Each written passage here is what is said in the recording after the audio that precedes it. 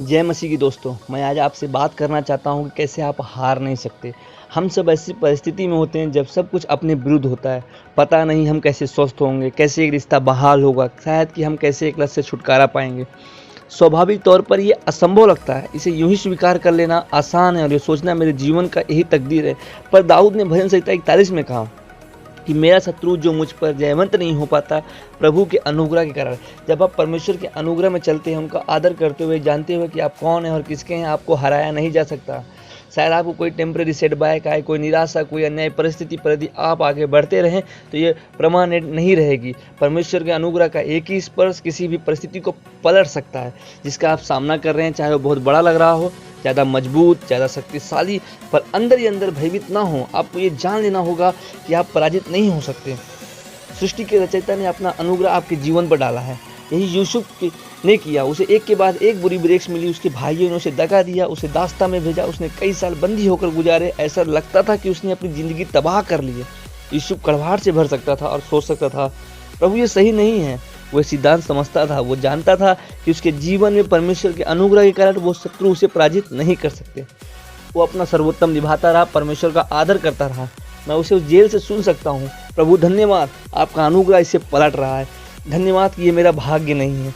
अंत में इसके बावजूद कि उसके भाई उसे पीछे रखे, इसके बावजूद कि पोतीपोर की पत्नी उसके बारे में झूठ बोल रही थी, इसके बावजूद कि वो गुलाम बना बेच दिया गया, परमेश्वर ने न केवल मुक्त किया, परमेश्वर ने न केवल उसका प्रतिशोध लिया, पर परमेश्वर ने उसकी कीमत चुकाई, उसकी सभी मुसीबतों की, और उसे तरक्की मिली और वो प्रधानमंत्री नियुक्त हुआ पूरे मिस्र देश में। मैं क्या कह रहा हूँ? वो दगा देने वाला शत्रु उसे पराजित ना कर सकी। वो झूठ बोलने वाला शत्रु और झूठा आरोप लगाने वाला शत्रु उसे पराजित ना कर सके। अन्याय करने वाला शत्रु, बुरी ब्रेक्स, जेल में डाल देना भी उसे रोक ना सके। क्यों? परमेश्वर के अनुग्रह में उसके शत्रुओं को उसे पराजित करने से दूर रखा।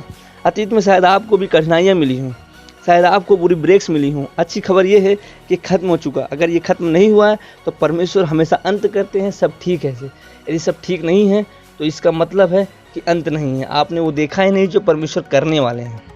परमेश्वर उसे लेने ही वाले हैं जो आपकी हानि के लिए था, उसे लाभ के लिए इस्तेमाल करेंगे। परमेश्वर कीमत चुकाने ही वाले हैं उन जातियों के लिए जो आपके साथ हुई हैं। और बिल्कुल यूसुफ की तरह जब आप अच्छा रवैया रखते हैं, जब आपके साथ जाति हो रही है, जब आप सही बात करते हैं, जब आपके साथ गलत हो रहा है, आपके जीवन पर परमेश्वर के अनुग्रह आपको हर कठिनाइयों से ऊपर उठाएगा। शायद ये रात भर में ना हो, जब आपको निराश होने की परीक्षा आए। दबी सांसों में ये ऐलान करते हैं, परमेश्वर का अनुग्रह मेरे शत्रुओं को मुझे पराजय करने से परे रखता है।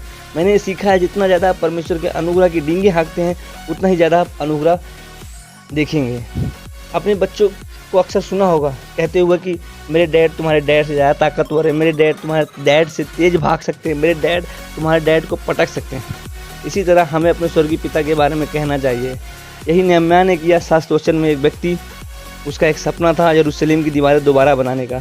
उसके पास पैसे नहीं थे, सप्लायर नहीं था, ना ही मैन पावर था। उसके सामने ज़बरदस्त विरोध था। शहर के अधिकारी उसके पक्ष में नहीं थे। आलोचकों ने उसे बातों से वरगलाना चाहा। वो निराश हो सकता था और सोच सकता था ये बाधाएं बहुत बड़ी हैं, मैं शत्रुओं को कभी पार नहीं कर सकूंगा। ठीक कठिनाइयों के बीचों बीच उसने कहा मैं ये कर सकता हूँ क्योंकि परमेश्वर की कृपा का हाथ मुझ पर है।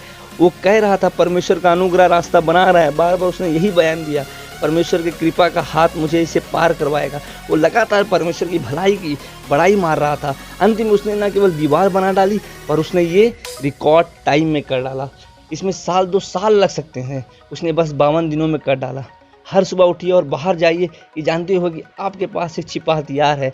आप पराजित नहीं किए जा सकते। परमेश्वर का अनुग्रह आपके जीवन पर है। आप शायद एक कठिन दौर में हैं, पर ये सेटबैक बस एक सेटअप है महान कमबैक के लिए।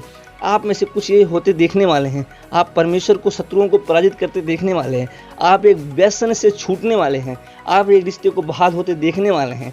आप अपने भाग्य की परिपूर्णता की ओर ढकेले जाने वाले हैं। यदि आप ये विश्वास का रवैया रखेंगे, ये जानते हुए कि आप पराजित नहीं हो सकते। जय मसीह की दोस्तों, अगर ये वीडियो आपको पसंद आया है इसे लाइक करिए, सब्सक्राइब करिए, शेयर करिए और कमेंट भी करिए साथ में।